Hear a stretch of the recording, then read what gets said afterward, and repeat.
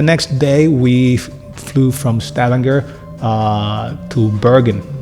And in Bergen, we were staying 2 days at an Airbnb. The Airbnb was located right next to the harbor, which was perfect. And the moment we landed there, we decided to also, again, take the train. The airport is very far from the city of Bergen itself. Keep that in mind. It seems that is very typical of Norwegian airports, because in Ålesund, which was our next stop, the same thing happened. The airport is located far away from the center of the city, at least 30 minutes away. So in Bergen, the airport is located at least 30 minutes away from the city itself. So keep that in mind. One of the very first things that you got to do once you get to Bergen is take a picture with the Bergen sign, because it's quite interesting. It literally says or asks, Bergen? Kind of like, why Bergen? Or, are you sure you wanted to go to Bergen? But the reality of the case is that if you go to Bergen, yes, you were certain that you wanted to go to Bergen. Bergen is incredibly beautiful. On the train ride to the center of the city itself, there are 2 stops that have very interesting names. One of them is Florida. The other one, well, it's going to pop on screen and you're going to see. And I was waiting as I'm driving to see how they're going to pronounce it. Maybe they're going to pronounce it in a little different way. Maybe they're not going to put so much emphasis on everything the way that we use it here in the States. However, once it was time for them to pronounce, I should have recorded that, by the way, and I didn't, but the pronunciation is exactly the same way that it's pronounced here. So although, again, it doesn't have the dark connotations that we associate with that word here in the US, no pun intended. So, and the fact that they are one right after the other. So if you're coming from Bergen, if you're going from Bergen to the airport, you're going to hit the Florida stop first, and then the next stop is that stop. So in my case, probably applies. But once we get to Bergen, Bergen is one of those cities that is known for being one of the rainiest cities in the world. And he lived up to that name in the sense that while we were there, it rained a lot. Now, it so happens also that quite possibly on the plane ride from Stavanger to Bergen, I got sick. So I don't know what I had. Angeli says that it was COVID. I say it was a cold, but I'm gonna stick to my assessment and say that it was a cold. I had a fever for the first day that I was in Bergen, and we were introduced to the apothec, which became kind of like one of our favorite places, because after I got sick in Bergen, then Angeli herself ended up getting sick in Ålesund. But that was, so we both ended up kind of like sharing those germs, and the apothec became our salvation. The apothec happens to be, and in case that you ever need it, happens to be the main pharmacy or one of the main pharmacies in Norway. So in our case, we're used to CVS or Walgreens. However, it's more or less the same, but you cannot buy, as in here, many other things. It's just a pharmacy. It's just medicine, and you got to keep in mind that Norway being a place where medicine is a socialist system, it's a system where everyone has access to doctors and medicine is free. For a lot of the medication, you also need a prescription. So we were able to get a couple of things over the counter, and that definitely helped make me feel better. However, the party still needed to go on. I continued moving around, visiting places. We were staying in Bergen for 2 days. Actually, I gotta correct myself. The very first day, I did not feel sick. The very first day, we went down to the harbor when we landed, and we decided to actually eat. And one of the things that I did was I decided to actually eat well. And yeah, a lot of people might be surprised. I felt the same way. I just figured that when in Rome, just do like the Romans do. And Norway happens to be, Norway and Japan happen to be two of the very few places in the world where you can actually that actually have licenses and can legally hunt whale. So it's not that I really wanted to do it. I went with hesitation, but I decided that if this is one of the only places where it's actually offered in a legal way, well, this might be the time to actually enjoy whale meat, even if for just one time in my lifetime. I do have to say that whales are delicious. It's literally a piece of steak, kind of like beef, but it's not gamey, and it's not tough, and literally it's not like fish, but because it has a lot of texture, but it melts in your mouth like salmon. So it's just I'm not saying that I'm ever gonna try whale again. I think that as a mammal, and it's just not something that mentally I really want to cross over again. But either way, it was an experience that I needed to have because it was there. And in the world, you got to try everything at least once. Almost everything. Either way. Now, once we went to the harbor, we decided to walk around. The harbor is incredibly beautiful, incredibly photogenic, incredibly old, and you get to see that history in the architecture. You get to see that history literally in the air of the city, and not just of the harbor itself, but the rest of the city as well. The place where we were staying, again, was incredibly central. It was right above the little corridors and houses that Bergen is so known for. So we walked through all of those in order for us to make it to the harbor, and everything was literally walking distance. So I highly recommend also going to Bergen.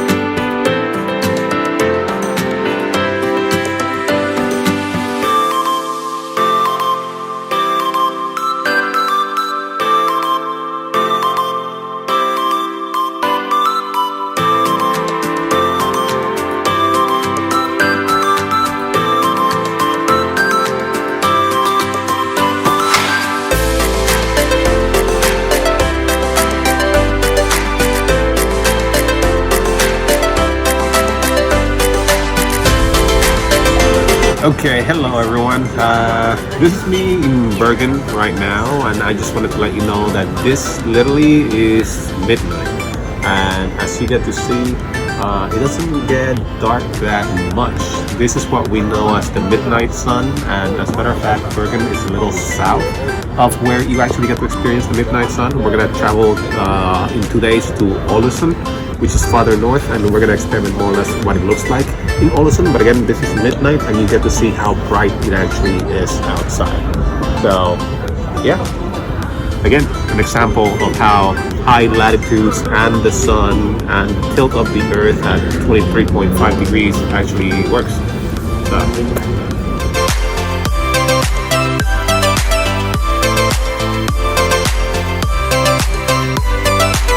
This here is 4 in the morning, actually 3:50 in the morning here in Bergen, Norway. You get to see how literally the sun is already out. It's daylight. You can see some of the street lights already on. It's fascinating. So, again, this is another example of the midnight sun in full display.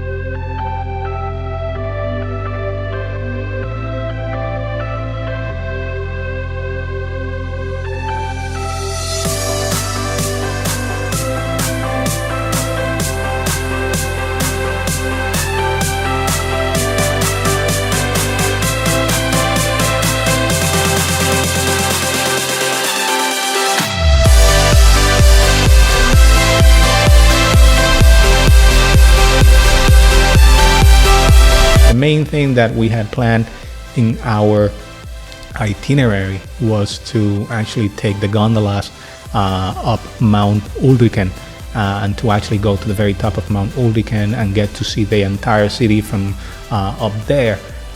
Now, when we got there that day, the weather was beautiful, the sun was out, it wasn't raining at all. The next day, the following day, we decided that we were going to go and see Mount Ulriken, and it so happens that it started raining, and it was raining all day long. We kept on postponing our visit to the mount, mainly waiting for the clouds that were all over to actually part, and that never took place. So like around more or less 6 or 7, we decided to call the mount to see at what time they would close. They told us that they closed at 11 because of the fact that the midnight sun is taking place in Norway, and the midnight sun is when the sun doesn't set, basically in certain latitudes of the earth, sometimes based during the summer, the northern latitudes during the winter, the southern latitudes of our planet. But considering the fact that Norway is on the northern latitudes and it was summer, the midnight sun meant that by 11 the sun was still out. And as you are going to see from some of the videos, the sun was out even at 3 in the morning. You could see everything quite clearly outside. Although we did not get to see the sun make the perfect circle that you can probably see in places like Lofoten or Svalbard, we got to at least experience its radiant rays at 3 in the morning, in the middle of the early morning. Hi everyone, we are in Mount Ulriken right now in the city of Bergen. It's incredibly cold, and at the same time, as we can see, it's incredibly cloudy. We have no view whatsoever of the city downstairs, or it's really down under the cart. So we're going to show you a little bit of what the cable ride actually looks like. But this is it. We're in the middle of the cloud right now. So this is the best we get.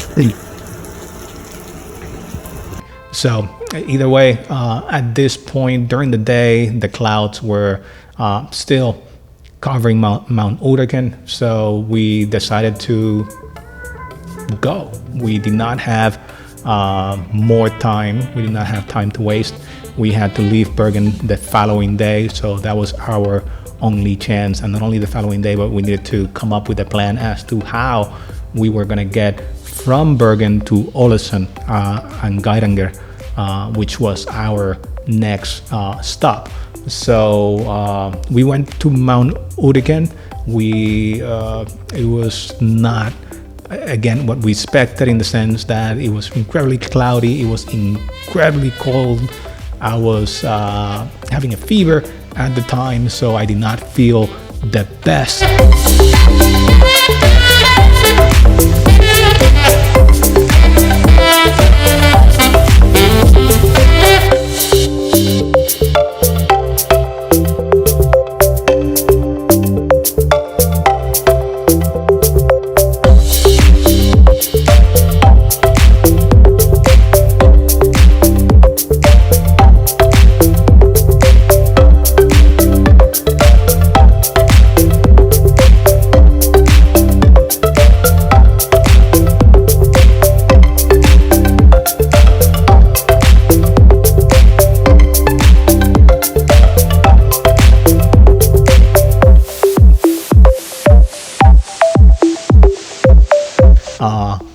Anjali was not happy because she couldn't see the beautiful view that all other YouTube videos had promised.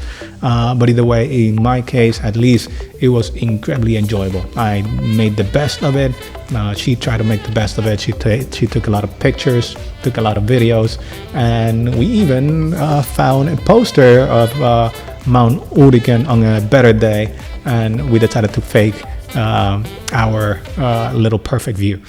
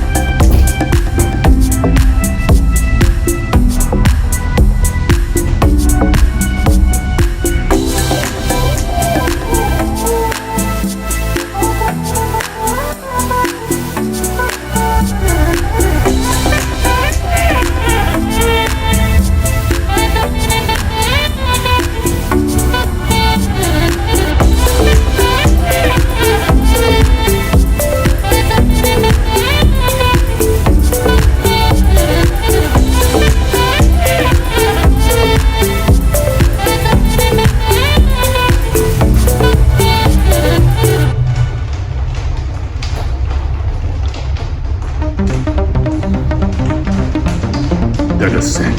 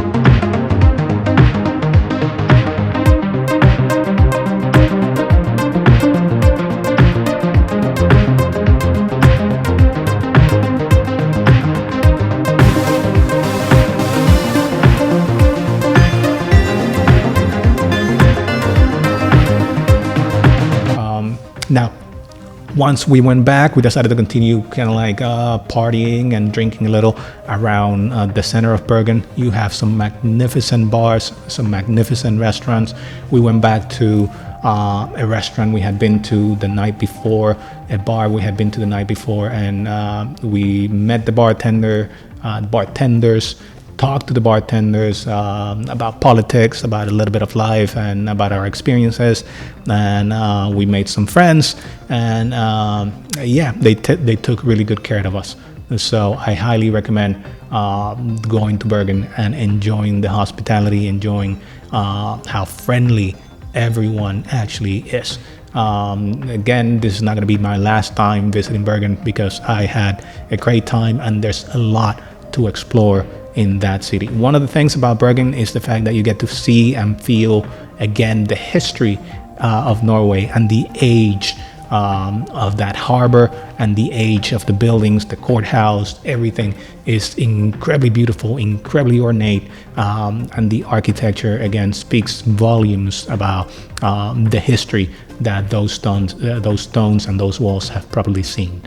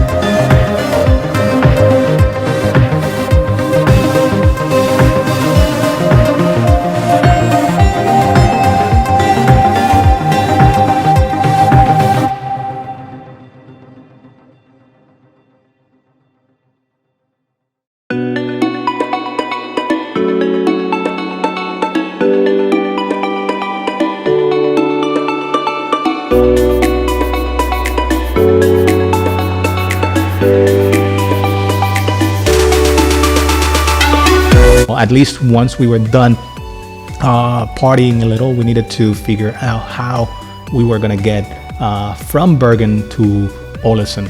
And literally we figured that the one thing we were not going to do was fly.